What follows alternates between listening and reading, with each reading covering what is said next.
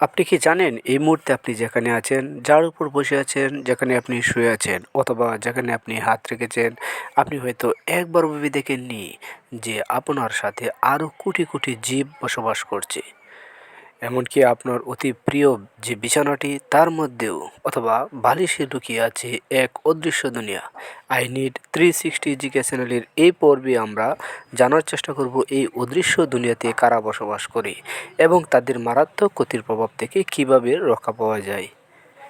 তো ভিডিওটি প্রথম থেকে শেষ পর্যন্ত দেখার অনুরোধ রইল।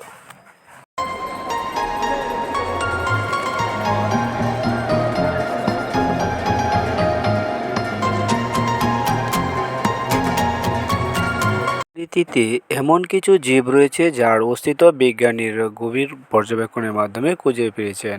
তার মধ্যে ডাস্ট মাইট বা ধুলোর পোকা অন্যতম।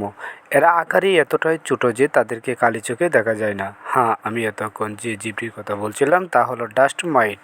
এরা আমাদের খুব কাছাকাছি বসবাস করে। সাধারণত একটি ছোট খাঁটির তোষকে প্রায় 1 লক্ষ থেকে 10 লক্ষ ডাস্ট মাইট থাকতে পারে। যদিও এসব অতি ক্ষুদ্র জীবগুলো আমরা দেখতে পাই না, কিন্তু শরীরে কেঁপে ওঠার মতো অবাক বিষয় এটা যে তারা কিন্তু ঘরের অন্য কোনো খাবার চুরি করে না। এদের প্রধান খাবার হলো মানুষের শরীর থেকে ঝরে পড়া মরা চামড়া। ভয় পাওয়ার কিছু নেই।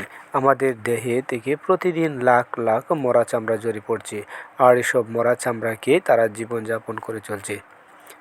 এসব ডাস্ট মাইট জীবগুলো আমাদের দেহে কামড় দেয় না ঠিকই, কিন্তু এদের মল এবং শরীরের অংশ আমাদের মারাত্মক রোগের সৃষ্টি করতে পারে।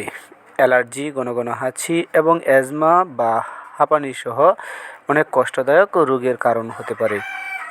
এসব ডাস্ট মাইট জীবাণু থেকে বেঁচে থাকা খুবই সহজ, একটু সচেতন হলেই চলবে। আলসেমি না করে প্রতি সপ্তাহে বিছানার চাদর, বালিশের কভার বা প্রয়োজনীয় কাপড় গরম পানি দিয়ে ধুয়ে ফেলুন। ঘরের তোষক, বালিশ মাঝে মধ্যে রোদে নতুন করে শুকাতে দিন, কারণ এসব জীব রোদ একদম সহ্য করতে পারে না। সবশেষে এটাই বলবো, আপনার কাছে ব্যাপারটি কেমন লেগেছে জানি না, কিন্তু এটা সত্যি যে ঘরের বিছানা ও আসবাবপত্র পরিষ্কার থাকলে নিজের কাছে আলাদা একটা আরাম পাওয়া যায়। তো অবহেলা না করে আজই আপনার ঘরের যাবতীয় খুঁটিনাটি কাজগুলো গুছিয়ে বিছানার চাদরটি পরিষ্কার করে ফেলুন। ভিডিওটি যদি আপনার ভালো লেগে থাকে তাহলে কমেন্ট করে জানাবেন, আর যদি আপনি আমাদের চ্যানেলে নতুন হয়ে থাকেন তবে সাবস্ক্রাইব করে পাশে থাকার জন্য অনুরোধ রইল। আজ এ পর্যন্তই। তো কথা হবে অদ্ভুত ও অজানা রহস্য নিয়ে অন্য একটি ভিডিওতে। এ পর্যন্তই, ধন্যবাদ।